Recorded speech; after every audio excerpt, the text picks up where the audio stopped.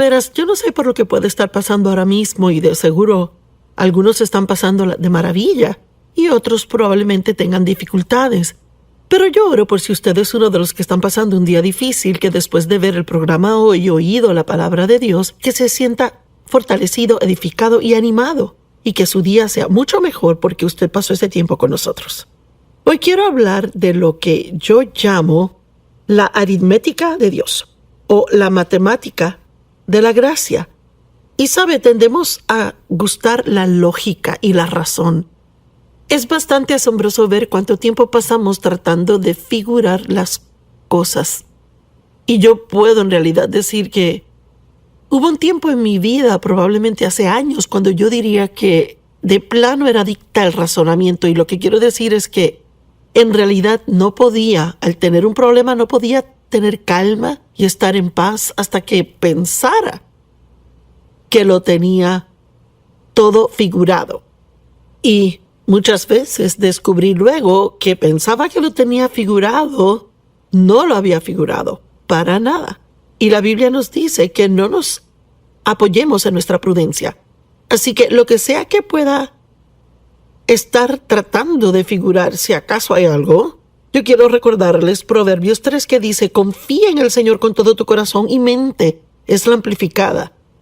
Y es que no podemos decir que confiamos en Dios si nos preocupamos y razonamos y estamos confundidos porque no hallamos respuesta a todo.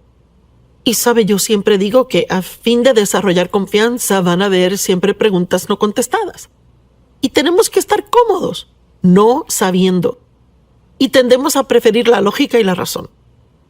Queremos que las cosas nos hagan sentido mentalmente. Pero la gracia de Dios, y les contaré en un minuto lo que es, en caso de que no sepa, la gracia de Dios es totalmente ilógica e irrazonable.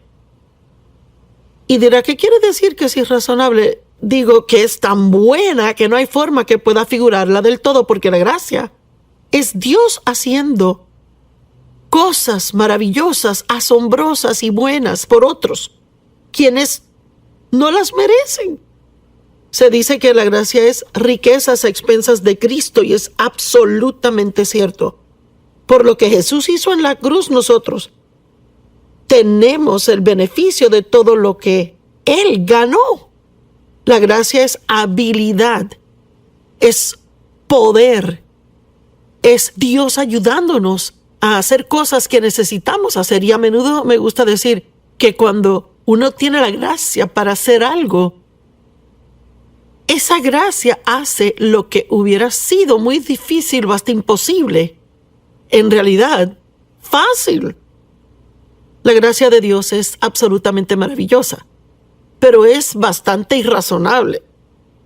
En Efesios 2:7, la Biblia dice: Él hizo esto a fin de poder claramente demostrar a través de las edades por venir las inmensurables, que no se pueden medir, tan grande que no se puede medir, ilimitadas, incomparables riquezas de su gracia sin costo, su inmerecido favor, en su amabilidad y la bondad de su corazón con nosotros en Cristo Jesús. Y sabe, yo he estado pensando esta semana que como cristianos, personas acostumbradas a pensar en la cruz o a escuchar acerca de la cruz, decimos, bueno, ¿verdad? Jesús murió en la cruz y Él pagó por todos nuestros pecados, y podemos acostumbrarnos a simplemente decir cosas como esas, y quizás nosotros no siempre nos detenemos a realizar cuán totalmente y completamente asombroso es eso. Y oí a alguien decirlo así esta semana y pensé, realmente es bueno eso. Dijo, cuando Cristo estaba en la cruz, Él en realidad absorbió todo el pecado de todo el mundo, de cada persona que jamás vivió o jamás viviría. Si usted piensa en poner una esponja seca en agua, esa esponja absorbe toda el agua y la remueve. Y Jesús, en realidad, la Biblia dice, se hizo pecado. Él no solo tomó nuestros pecados, Él se hizo pecado. Y cuando uno piensa en su santidad y en ese intachable Cordero de Dios y cuán terrible debió de haber sido para Él. Y Él no tuvo que hacer eso.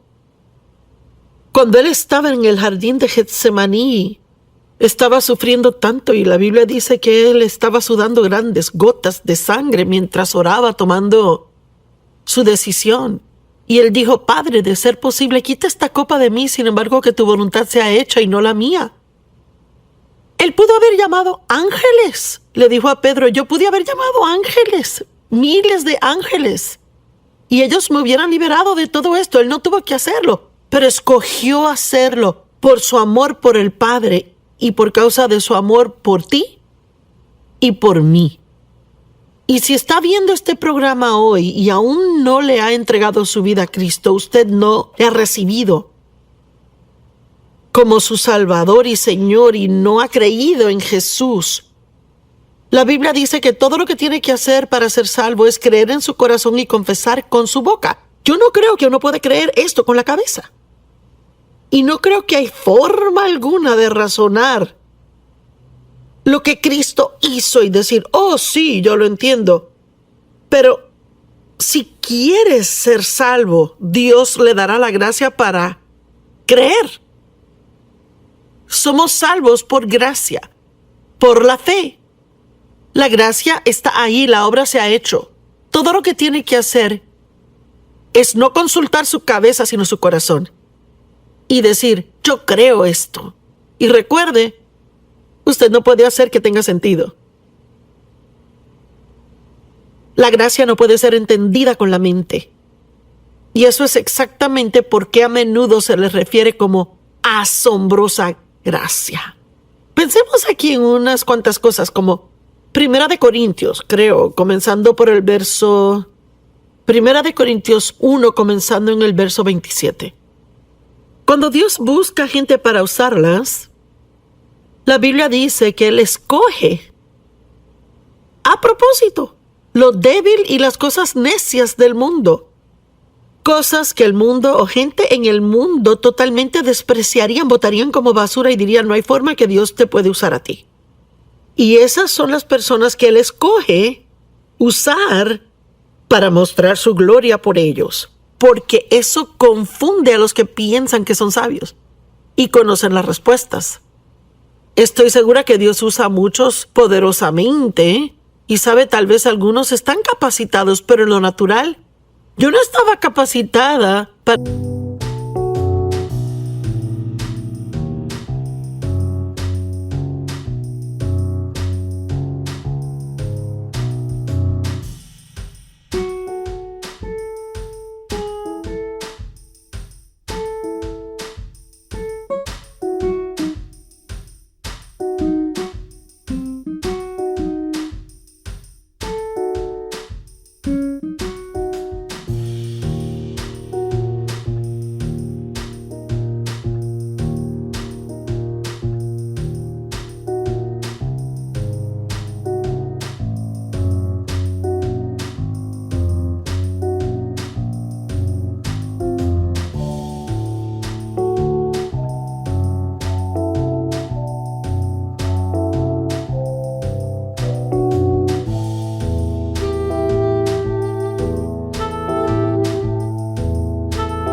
hacer lo que hago.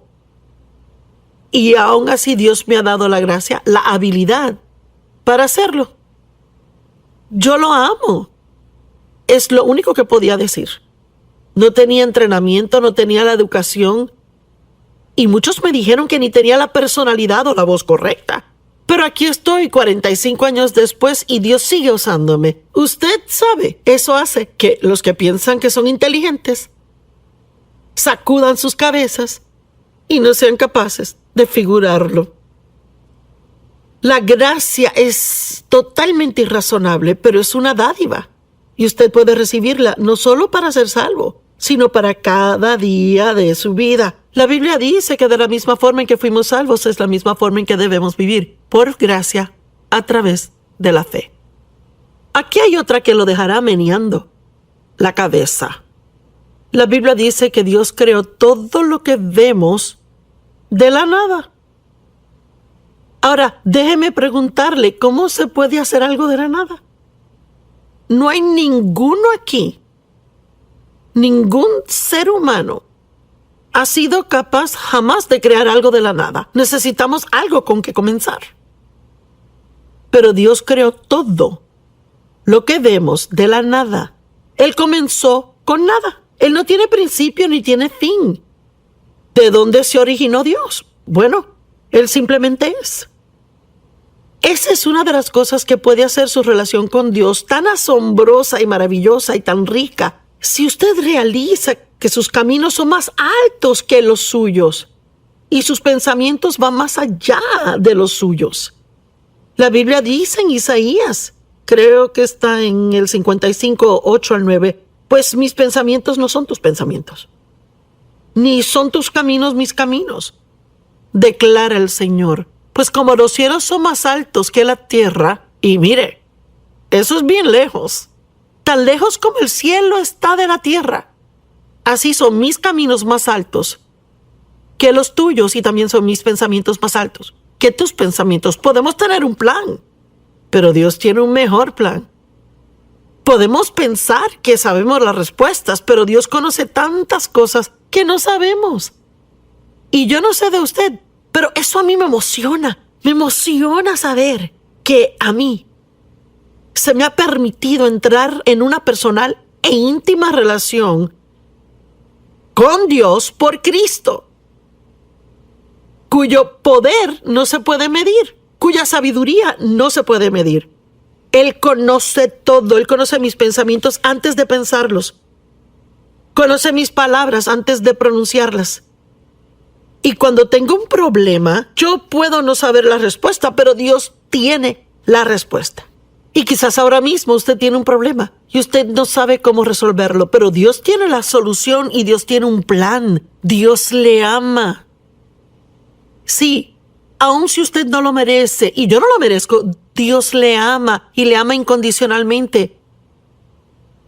Y Él tampoco le pide que sea perfecto, Él pide que crea en su Hijo Jesucristo. Y sabe, en nuestro mundo, 2 menos 1 es 1. Por ejemplo, tengo este vaso de agua aquí. Bueno, si alguien aquí en el estudio dice, ¿me lo regalas? Si se lo regalo, me quedaría sin ninguno, ¿verdad? Nadie discutiría eso. Pero en la economía de Dios, su matemática, la aritmética de Dios, la matemática de la gracia no funciona igualmente. Porque Dios dice 2 menos 1 resulta en 30 o 60 o en 100.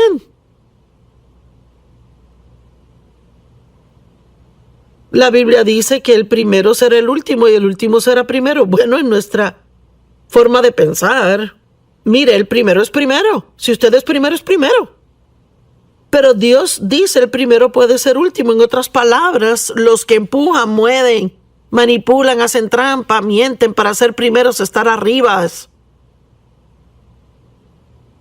ser promovidos, se sorprenderían al final al ver que ellos son los últimos. Y sin embargo, los que estaban dispuestos a humillarse y ser últimos, a no ser que Dios les promoviera, ellos serán verdaderamente los primeros.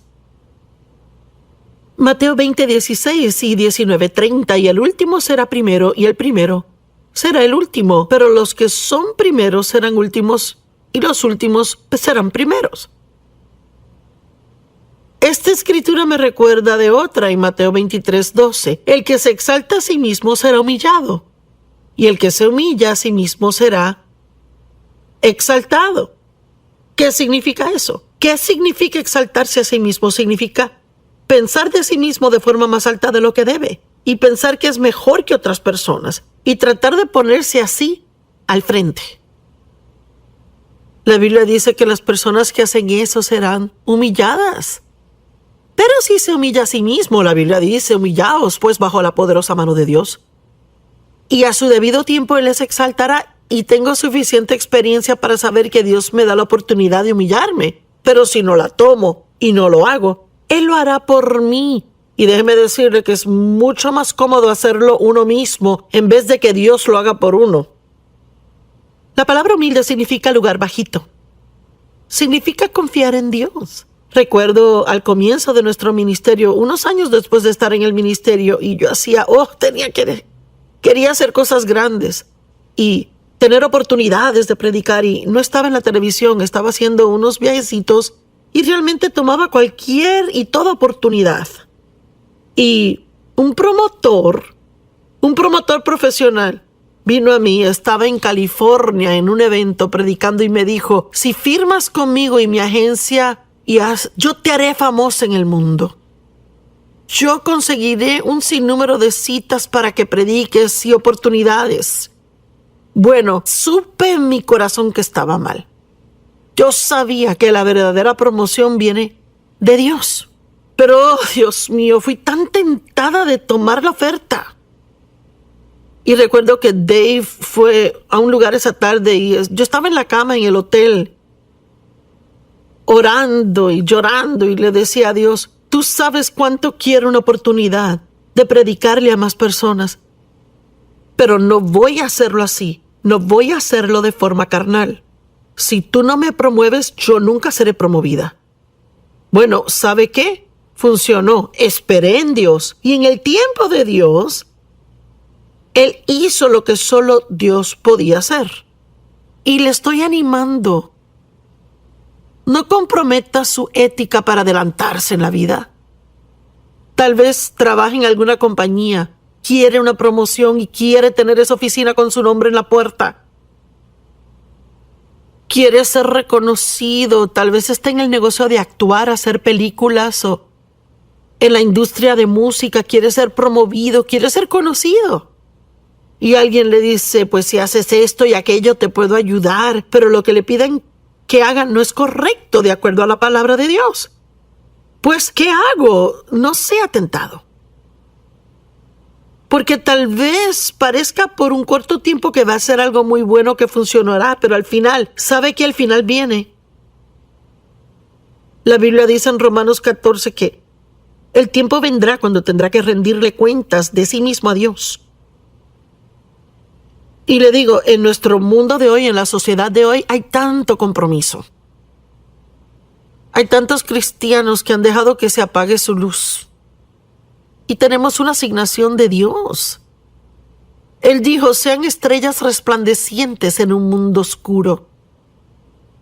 Usted es la luz que debería brillar en la oscuridad. Tenemos que poner nuestra confianza en Dios y dejar que Él nos promueva, porque solo Él puede hacerlo bien.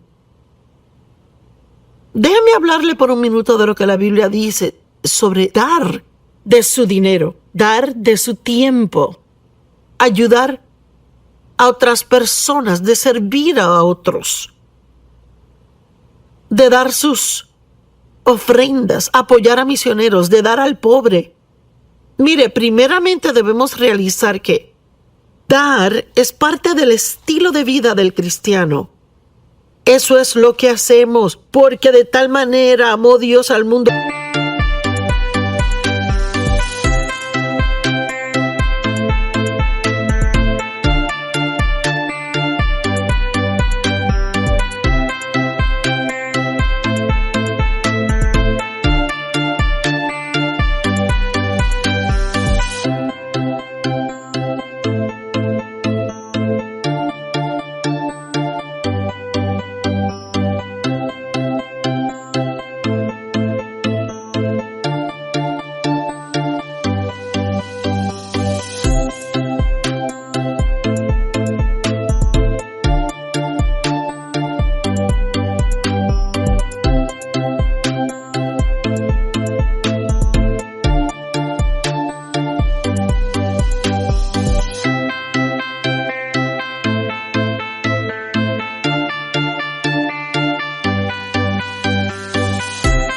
Que dio su unigénito.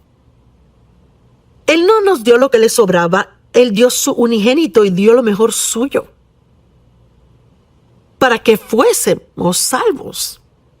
Y Dios quiere que seamos dadivosos, no porque Él necesite nuestro dinero, necesite lo que le damos, sino porque Algo maravilloso sucede por dentro de uno cuando uno da. Las pequeñas, limitadas, narcisistas, egocéntricas, personas que solo se tienen a sí mismas en sus mentes, que solo viven para sí mismas, son las personas más miserables en el planeta. En mi opinión, la generosidad es una de las más grandes cosas que usted puede desarrollar en su vida. No viva para recibir, viva para dar. Y recuerde, la matemática de Dios es diferente a la del mundo. En el mundo, si usted da, usted pierde. Pero en el reino de Dios, si usted da con buena fe en el corazón porque ama a Dios y quiere ayudar a alguien, terminará con más de lo que tenía antes de dar. Vea, irrazonable. No tiene sentido. Pero vaya, mire, sí funciona. En Malaquías 3:10, traigan el diezmo entero al alfolí. El diezmo es 10% de todo lo que gana, para que haya alimento en mi casa. ¿Y a dónde se lleva el diezmo? Lo lleva a la casa de Dios. Para que haya alimento en mi casa, lo lleva al lugar donde va a alimentarse, donde recibe y donde otros pueden recibir. Y por tanto, pónganme a prueba. Es muy interesante. No hay muchos lugares en la Biblia donde Dios dice, adelante, yo los reto, pruébenme, examinen y vean si funciona. Y por tanto, pónganme a prueba, dice el Señor de los ejércitos, si yo no les abriré. Dios mío, oiga esto, si yo no les abriré las ventanas de los cielos y derramaré una bendición tan grande que no podrán contenerla. ¿Qué significa? Que no la podrá contener. Quiere decir que no podrá entenderla. No podrá creer cuán bueno Dios es con usted. No podrá creer lo que Él está haciendo en su vida. Por favor, entienda, Dios no necesita su dinero. Y el diablo tratará de ponerle todo tipo de excusa imaginable para que no dé. Bueno, ¿y esos predicadores qué hacen con tu dinero? Mira, ese predicador maneja un carro mejor que el tuyo. ¿Por qué le das? Pues no le está dando al predicador, ni siquiera le está dando a la iglesia. Le está dando a Dios. Y debe hacer lo posible por asegurarse que los lugares a donde da son honestos y que están haciendo un buen trabajo y hacen cosas buenas con el dinero. Y una de las cosas que deben estar haciendo es alcanzar a personas nuevas, especialmente al pobre, al necesitado, al oprimido, enfermo y debilitado. Y Jesús no vino para los que están bien y sanos, vino por los enfermos. Y nuestro mundo está lleno de personas enfermas espiritual, mental y físicamente y en toda forma imaginable.